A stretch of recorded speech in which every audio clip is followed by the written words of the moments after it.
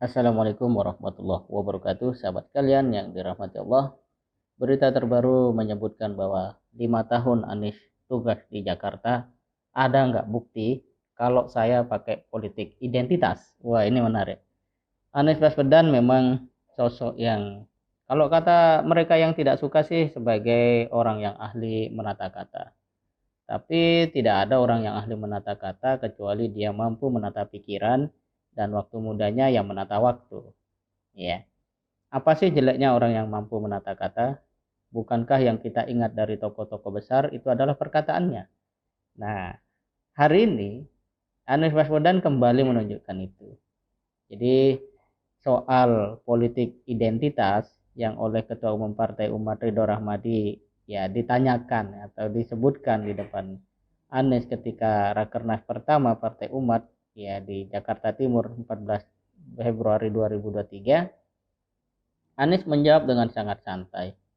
Saya pakai pengalaman saja. Ketika Pilkada 2017 di Jakarta, semua label itu ditempelkan kepada yang terpilih. Semua ditempelkan, apapun nama labelnya, ujar Anies. Ia kemudian mengatakan bahwa label-label yang ditempelkan kepadanya itu hanya untuk menciptakan persepsi. Hanya untuk menciptakan persepsi. Salah satu cara untuk menciptakan persepsi adalah dengan menggunakan pendekatan strategi komunikasi. Anies kemudian mencontohkan jika ada secangkir air putih tetapi 100 orang mengatakan bahwa itu adalah air keras, persepsi yang terbentuk adalah cangkir itu berisi air keras. Wah, luar biasa ya. Ini teman-teman bisa lihat di kompas.com. Kemudian dia menilai cara yang bisa dilakukan adalah melakukan counter dengan mengumpulkan 200 orang untuk mengatakan bahwa cangkir tersebut berisi air putih, bukan air keras.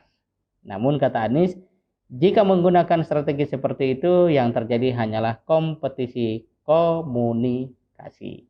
Walhasil, Anies mengaku menghadapi persepsi politik identitas yang muncul dengan bukti nyata, bukan sekedar ucapan. Nah, ini luar biasa ya.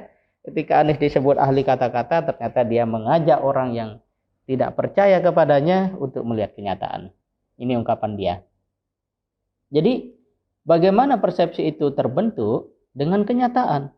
Kami bertugas di Jakarta, tunjukkan sesudah berjalan 5 tahun, apakah ada bukti bahwa yang ditudingkan politik identitas menemukan pembuktiannya?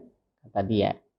Bila yang ditudingkan tidak menemukan pembuktiannya dan ternyata memang tidak ditemukan, maka semua pernyataan-pernyataan itu batal demi akal sehat kita semua. Ucap Anies. Wah, luar biasa.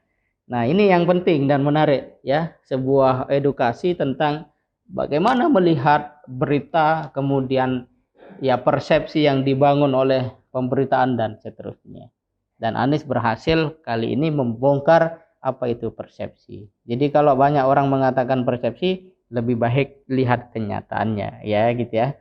Kemudian Anies mengatakan, dan ketika kita berjuang membawa narasi keadilan, maka identitas apapun itu menginginkan adanya rasa keadilan. Dengan begitu kita tidak masuk ke dalam jebakan pernyataan. Tapi kita dorong justru dengan perubahan. Perubahan untuk apa?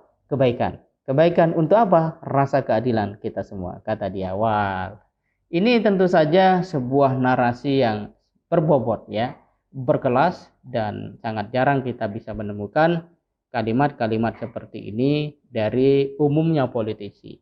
Mengingat ini memang butuh kemampuan melihat ya duduk masalah, kemudian mengerti tentang sisi mana yang harus disampaikan kepada publik. Di saat yang sama memang kita berusaha objektif. Nah, itulah yang dilakukan oleh Anies Baswedan soal tuduhan-tuduhan tentang politik identitas. Dan memang kita harusnya bertanya, kalau ada sebuah tuduhan itu, apa buktinya? Mana buktinya? Nah, seringkali kita di era yang begitu maju, internet begitu cepat, tetapi akal sehat kita tidak begitu sehat.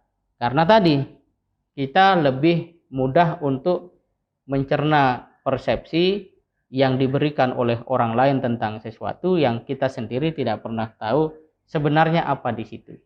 Nah, inilah yang menjadi bahan penting untuk bisa jadi evaluasi kita bersama, bahwa di dalam menilai pemimpin pun kita harus lihat kenyataannya saja, bukan ucapan-ucapannya. Nah, ini kadang terbalik-balik. Ada orang kenyataannya tidak bisa memimpin, wah ucapannya disanjung-sanjung macam-macam. Pidatonya diolah-olah seolah-olah itu adalah pikiran yang sangat luar biasa. Padahal dalam kenyataannya justru terbalik. Tidak ada konfirmasi positif, tidak ada sebuah pembuktian yang relevan bahwa antara kata-kata dan perbuatannya itu sama. Nah, hadirnya sosok Anies Baswedan ini dengan nalar yang seperti tadi, ya silahkan dinilai apakah Anies Baswedan adalah orang yang tidak berguna, ya, ataukah Anies Baswedan orang yang sesungguhnya dirindukan oleh rakyat Indonesia untuk terjadinya sebuah perubahan. Silahkan memilih, silahkan gunakan akal sehatnya dan kumpulkan bukti-buktinya, hingga kita tidak perlu terjebak untuk saling serang dengan ucapan-ucapan yang kadang-kala kita sendiri justru tidak tahu mengapa kita mengucapkan itu. Semoga bermanfaat. Assalamualaikum warahmatullahi wabarakatuh.